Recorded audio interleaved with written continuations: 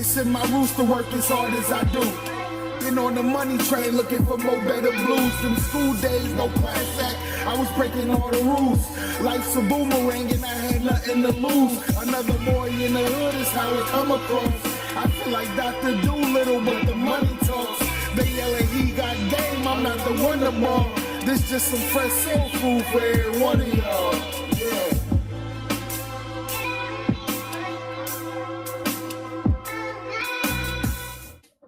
Yo, welcome back for another episode. Hold on, this is a goodie today, man. Another episode of Cornbread Movie Review. Hey, I am Cornbread 1016, of course, man. Cornbread Movie Review. You know, we got to represent. And today, another birdie messaged me, said they got to do this movie today. So this person been on what, about 10 shows? I don't know, man. You are recurring. You let me sneak back in. I don't know. Sneak back in, man. 2024, man. My guy Fame. What's up, baby? What's good, man? What's going on, y'all? Fame here for Rich Dreamcast. Back with more little things in life that you love to talk about. And I'm so happy that I get to talk about this movie with my boy CB. Thank you so much for letting me come back. You know I'm a horror person. I love the horror movies. So, you know, I watch all movies, but you know, I appreciate you for letting me be on here and be able to, you know, break bread with you, I guess you could say. So let's do it. I appreciate that, man. Of course, you always hit me with horror movies, but, you know, it's like I said, I might do a rom-com one day, man. Come on. Let's see. Don't be off, huh? Yeah, a little drama in your life, man. But today, ladies and gentlemen, we are going to discuss A Quiet Place Day 1. All right, understand I do each movie review in 5 different categories: acting, cinematography, storytelling. Did I get what I bought? Then is it a must-see? Adds it up, spits out a Cornbread movie review. And then, come on, man, we ain't going to leave y'all without a forgotten segment, all right? That's a forgotten movie, okay? And, you know, I ain't going to speak as much during every category because I got to guess. So I got to hear what he has to say about these categories too, all right? So first category, you ready, Fame? I'm ready. I'm ready to get this going. First category is acting and who is in this movie. So you got Lupita Nyong'o, bro. She's always been a solid beast in every movie that she's in, right? I don't know where these Jordan Peele find these characters who could like be motionless and like not say anything, but they just start crying. I don't know what talent that is or what school they go to master that, but it's very, I think it's an underappreciated talent with that. So she plays a character who's, I guess, an ex-poet. You know, I guess she had a book that was released as well. But she also, first off, spoilers too to the listeners out there. We got to break this down. We got to break it down. We ain't gonna say everything, but we're gonna say some things to get our points across, man. So she has cancer during this movie, right? You know what type of cancer? I couldn't pick out what type. I couldn't hear the type. I know she said like the same type her dad had, so right. I wasn't sure what type that was. I wasn't sure. I didn't pick that part up. So she has cancer, and then you kind of get that journey of trying to survive health-wise and survive in this apocalypse, right? And also, I want to give a shout out to is Alex Wolff as well, man. I really like all the characters that he's in. I need to see more of you, bro. Come on, man, stop playing. I loved you in Hereditary, you in this, you in other, like, but you always got small scenes. Come on, it's time for you to get your own movie and do your thing, man. But I know Fame always has some more characters to bring, so tell me what you think, man. I mean, man, right off the gate, you're already hitting, you know, around the same area that I'm hitting at. I mean, this movie it didn't have a big cast, but the cast was big enough to where the acting was phenomenal. For a horror movie, I would say that the Quiet Place franchise excels in the acting. Top tier acting from the first one to the second one to this prequel. Lupita Nyong'o, I mean, we've seen her in 12 Years a Slave and quite a few other movies. She even did work in Star Wars. Lupita can't do no wrong. Joseph Quinn, you know, he's still rising up. He's going to be in the new Fantastic Four movie. We know him as Eddie from Stranger Things, so we know that Joe. I was never worried about those two.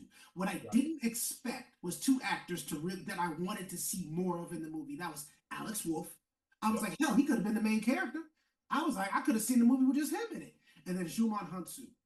This brother does not get enough credit. He gets so many side roles. But the fact that he was able to stay in character from the second movie and bring that level of urgency back to this movie, that's what had me like, okay, it's getting real. holding your mouth over and everything. It was incredibly strong performances from those actors, and that was something that I really loved. What I didn't like was how short lived we got of Alex Wolff's character. Very upset. I was like, oh, like he brought more of the emotional side to it for me, than I would say Joseph Quinn. And Joseph Quinn was phenomenal. And just Joseph Quinn, his journey that he was going through, and just kind of seeing the the underlying things that was going to it about finding your place in the world. And then I know we're going to talk on storytelling, so I'm not going to get too deep into that. But just he had a lot of memorable scenes, specifically when he dove into the water at the end. It was like a baptismal scene to me of him being reborn. So the acting for me was never a problem. This it was solid. It was solid as solid as it's going to probably get for a horror movie. And everything you just said, it was all based off of expressions or actions, right? But it wasn't no top lines at all, and that was what I was hurting for. It was minimum dialogue, and obviously in the Quiet Place saga of the movie, it has to be quiet, like not as much dialogue, right? Because they have to be quiet, right? We're whispering, sign language, different things like that. But this, it wasn't much sign language, so a lot of facial expressions, and that kind of hurts it. Even though it gains points of your acting bag, you really have to tell a story by just using your face, right? Or the scenario, but just the dialogue was minimum, and that kind of hurt it as well. So for me, this acting category is gonna get a 4 out of 5 for me because the totality of the actors did their thing, bro. But it's like, I just want more. I want those heartfelt, no, they standing up on business or a tagline before they fight. And I didn't get any of that. Fame, what you got this category? I think you summed that up perfectly well, CB. I think when it comes down to just the acting, what we can expect from the actors, I think we got close to what like pinnacle. Now, I think the things that set it back for me was number one, that goddamn cat. I'm sorry, that cat got on my goddamn nerves. And then also in the city of New York, when you are hearing over the PAs and the helicopters are telling you it's attracted to sound. The fact that y'all don't know how to shut the hell up bothered me. I'm like, so many people died unnecessarily doing stupid shit, carrying bags, sneezing, coughing, digging in your ass, crying. Shut the f up, please. we gotta make it to this boat, and y'all loud as hell right now. It blew me that some people in the world, especially within the city life, have never known how to shut the hell up. And so now they would shut the hell up forever after what happened in this city. So for me, I got to give it a 4 out of 5. Okay, I appreciate it. Thank you. Next category, cinematography. And as Fame just said, this movie was based out of New York. It's an hour and 30 minutes, which all the Quiet Places are short films, right? Like I always fiend for more in these movies, but this one is just on the same pace as that, an hour and 30 minutes. And then the budget was 67 million, which is the highest one out of these franchises. Because you gotta think, Quiet Place 1 was 17 million, and it blew everything out the water, all the awards and everything, right? Got 2 more movies after it. So the budget is a little bit higher with 67 million dollars. Just like how you said, they emphasized and over dramatized, I don't even know if that's a word, noise. Dog, from opening the can, right? Like to feed the cat, to, like you said, the luggage, to stomping, different things like that. So it puts you that, hey, everything could potentially have noise, right? So I really like how they dove into, it doesn't have to be visually noise, but it's like, visual for cinematography, but it's the sound as well. And I like that, how that whole theater was quiet. Everything was quiet in that. So if you want to speak a little bit more about this category. Yeah, no, it's just in regards to cinematography.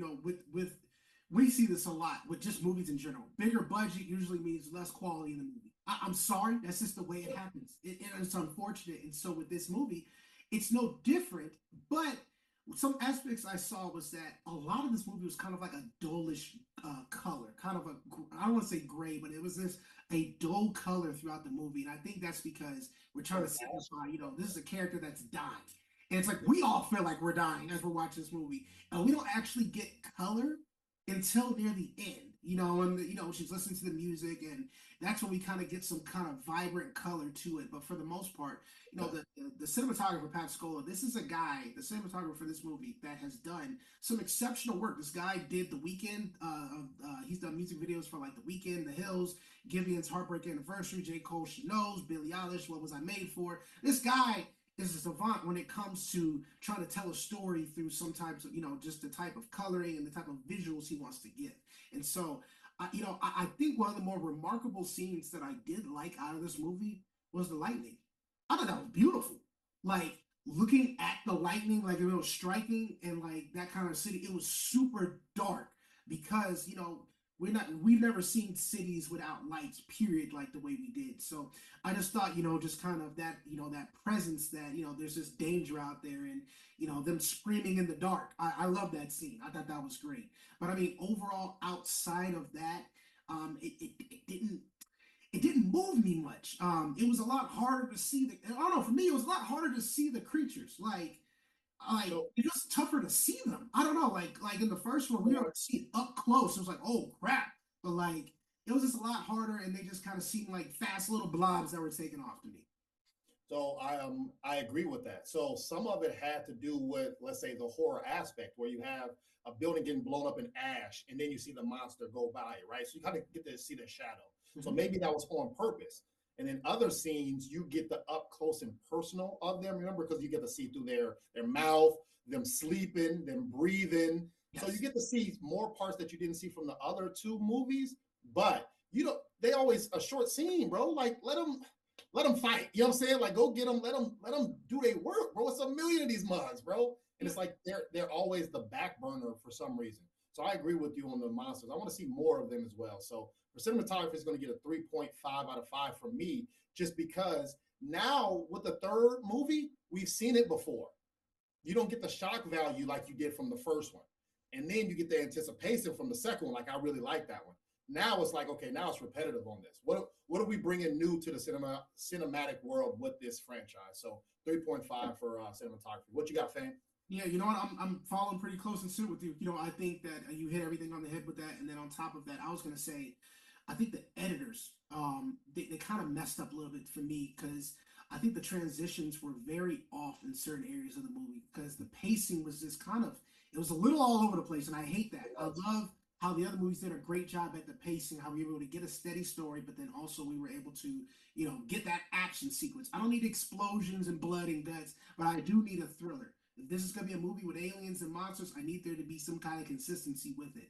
And at some parts, we dragged our feet. Other times, I was like, okay, I'm all in. So for me, I got to give it a 3 out of 5. I like that. I like that. Next category, storytelling. And we touched on a couple things, like you said, bro. It's a 20-minute intro to this movie, bro. 20-minute intro. Like we said, it is a prequel, even though it's the third movie in the franchise. But I really liked how this was really day one, right? You get to see how everything started in New York City. We don't know if the monsters were in other places in the world yet, but they did talk about they were all over the place. So you get that. You also get, speaking of the pacing, you get that everybody understands to be quiet very quickly, right? When we get to it, hey, be quiet. These monsters, every noise attracts them.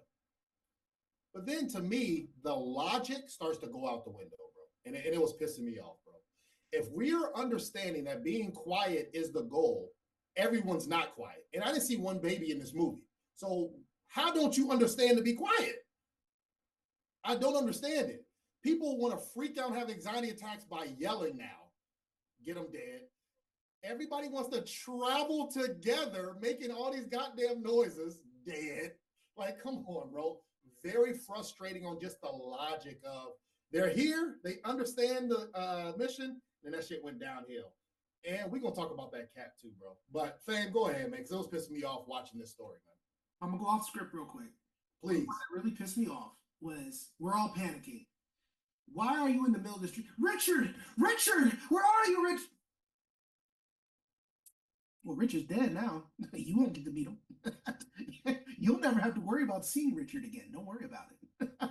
I'm sorry. I'm sorry. My little Zaku head is telling me to stay on point. So listen, two big things about this storytelling. First off, one thing that took out me and my mom. I went with my mom to see this movie. One thing that really took us out of the movie, and I don't know if they said it in before this movie came out, was the revelation that the main character had cancer, terminal cancer. I don't know if that was shared beforehand, but I don't feel like it was, and I don't think that was advertised. The reason why that's an issue with me is because it's going to take out that sense of urgency. We already know you're going to die. It's just now I'm guessing when you're going to die. that for me is like I'm not at the edge of my seat like I was with a woman that just had a baby, and we got to figure out how we're gonna keep that baby quiet. We got to survive. We don't know if we're gonna make it because we seen that her son didn't make it because he was playing with a goddamn spaceship and he got carried off. So we know that okay, this is real. There was never any real stakes with this movie. That's my first issue. My second issue is this. This shouldn't have been a movie.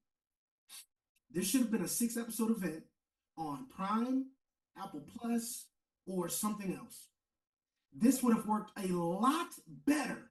I like that. The story would have worked a lot better if this was a 6-episode event on one of the streaming platforms. I don't know which one. You guys take your pick. I don't care.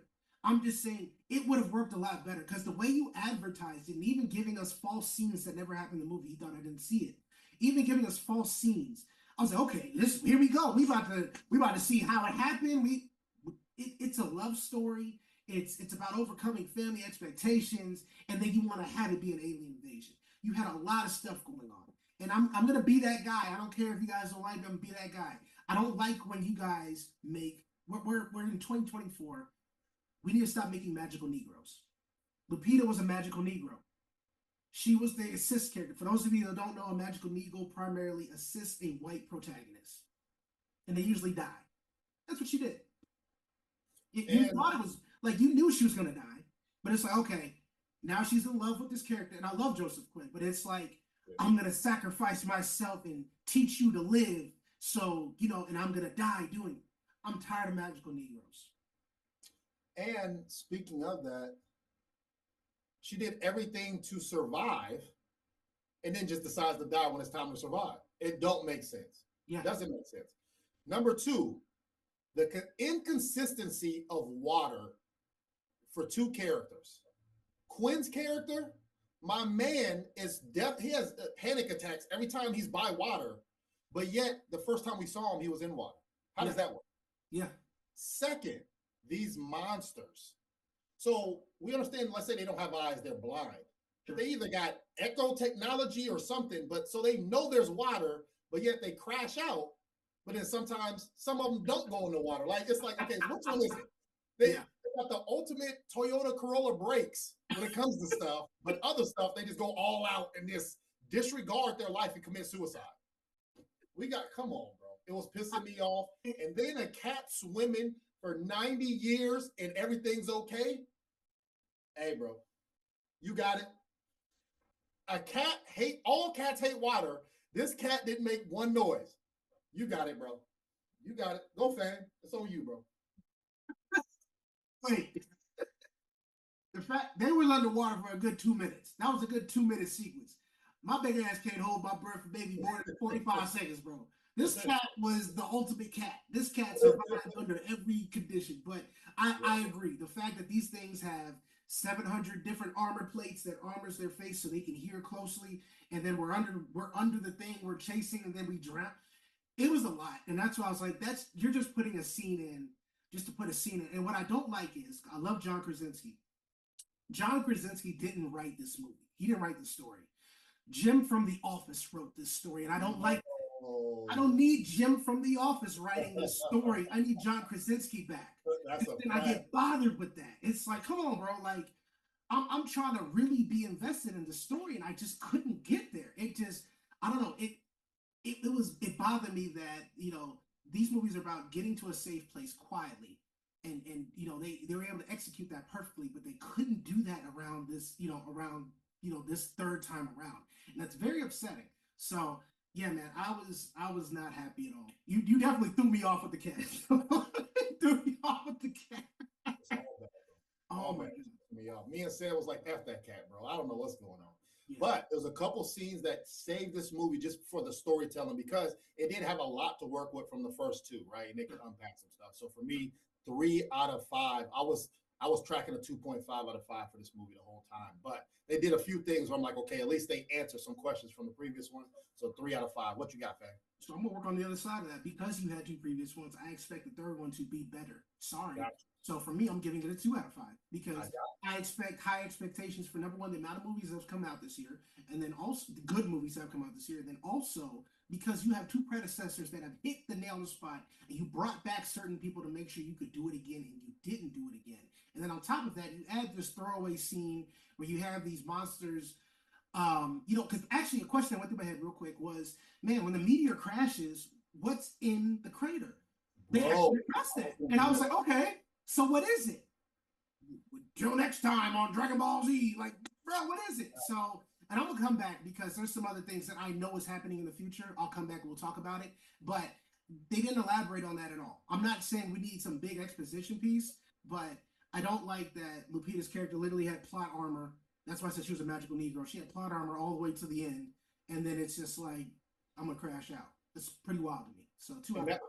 2 out of 5, and I think that's part of the problems where let's say a writer already knows they're going to make a sequel. Correct. So they leave out stuff on purpose, but so it makes it difficult to judge that movie based off of what I visually saw. Kind of like Dune or something like that. I'm like, bro, Dune 1 missed a lot of stuff, but Dune 2 answered that. So it's like, how do I judge it, right? So I agree with you. So thanks for that. So 4th category, did I get what I bought? Fame, would you like to go first on this category? Yeah, man. Did I get what I bought? No, the movie was overpriced and not worth purchasing. Just period. Like I said before, this should have been a TV event. This would have been better off as a TV event. This is not worth purchasing. You're not gonna get anything new.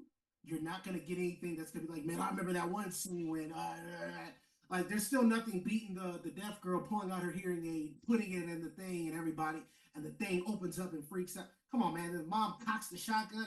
There's no scene that's topping that. There's no scene where it's like, oh, we on the edge of our seat. The scenes that are in the trailers are sometimes not even in the movie. This is not, did I get what I bought? No, I did not. All right. And so for the viewers out there, this movie is PG-13. It's a sci-fi horror movie. IMAX, I paid for prime time in Atlanta, bro. $23. Hey, understand, this is the top box office movie right now. So they're putting all this movie in the prime seats, bro. So I'm just letting the viewers know that's how much it's costing in the big cities. So for me, unlimited monsters, which is good because I want to see more monsters, right? I'm gonna talk about the good stuff that I saw. Unlimited monsters, that's what I was expecting. I didn't expect, it was some minor humor, real life humor, right? They weren't comedians, but especially Lupita's character, with the middle fingers and writing and just acting her character herself. Yeah. I like that. Also, this movie puts you in a state where it feels like you're physically in the movies, because in a movie you're supposed to be quiet anyway. Yeah. Now, when you're watching a movie that's quiet and nothing masking you, I was afraid to eat popcorn and drink drinks. I was like, oh shit, hold on. I don't want him to die either. Hold on. So I like how it does that to me when I watch this type of movie. But everything you said, I totally agree with, bro. It feels like the threat was there because there's no character safe, which they continue from every movie, right? You might have a main character, but that don't mean nothing because they could die. So I like that type of movie. But underwhelming too. Underwhelming. I was highly anticipated for this movie and it knocked it down some. So 3.5 out of 5 for did I get what I bought. Fame, what you got this at? I mean, I do like this sense of what A Quiet Place brings. Just the franchise, what it brings, which is ultimately be quiet or you die. That's just it. There's no in between. You die. And I felt like we kind of focused this movie at some point turned into a love story. I didn't sign on to see a love story. I'm sorry. I'm not trying to be mean. I'm not saying the characters can't like each other because it's great when we're able to develop this type of relationship. But personally, that's just not what I cared to see. It was too much of it. It was too much of the cat. Too much of just common sense that just wasn't there. So for me, I give it a 1 out of 5. A 1 out of 5? 1 out of 5. 1 out of 5? Just one. All right, I was making sure I heard you. That's why. Just one. I'm sorry. Sure. Yeah. No, hey, for sure. All right, last category. Is it a must see? I really like the beginning. When it's the titles trying to set the scene, right? Saying, hey, decibels, 90 decibels in New York, which is equivalent to a scream. And then you can tell at the end of the movie is just her walking down the street with her headphones in, right? So you get to see the max all the way to the men. So I really like that. Give a shout out to my guy Said. Me and him was watching it consistently over and over and over. We said F that cat, bro. I very frustrating to watch that. Yeah. And I like that they still kept the same energy with killing people, but don't play on my loyalty to your franchise. Yes. Don't do that. Right? Like just because it's a Spider-Man movie and everybody gonna go see it, don't do us dirty. Yeah. You earned our trust from the first two. And this one you let me down, bro. You let me down. So I would say if you're a person out there who's seen the first two, go see this just so you can complete the trilogy. And maybe there might be a fourth. But just because it's a box office movie, you can also wait, right? We got holidays coming up, so it's summertime, so the theaters might be packed. So you are okay if you wait. So for me, this category is going to get a 3 out of 5 on Is It a Must See? Fame, what you got? Is it a must see? I have it as no. It's better to wait because they already announced A Quiet Place 3. So the official third one will be coming out. It's already been confirmed. So, I mean, if somebody would ask me, do I need to go see it? No, you don't. You can skip it. Because what I do think is going to happen is I do think they're going to bring his character back for the third one. I'm pretty positive they're going to bring Joseph Quinn's character back for the third one. And that's the only plus that we got, that we're going to get a new character and it may shift toward him, or he may help or something. He may have a new cause. Right. I'm pretty sure what's happening is her act of wanting to go back to Harlem to get that goddamn pizza is going to affect the family. I can't remember the character's name from the other two. It's going to affect that family, meaning because she saved Eric, he's going to come in and be able to save the other characters. I'm pretty sure if that's going to happen because the Quiet Place 3. But off the strength, I'm going to treat this, I hate to say this, I'm going to treat this like Thor. Off the strength of the history that I know that A Quiet Place has, and I know who y'all peoples is, y'all should have brought this. Y'all should have brought it with this one. Y'all didn't. I got to give it a 1 out of 5. 1 out of 5 from Fame. Sorry, you can't. Hey, when there's expectations already put in place, you cannot let me down. I'm sorry, and it's not like I'm asking for the world. I'm actually asking for less. I agree, and I think where you're at, I'm gonna feel like that on the next movie now, right? Mm-hmm. Like I'm giving them a lot of benefit of the doubt, but the next movie you can't miss on the next one. Yeah. This one they had so much grace because they were already high up there. So I feel you. So overall, A Quiet Place Day 1 from Cornbread Movie Review squeaks by, and it sucks. Well, this sucks where it's a point system for me.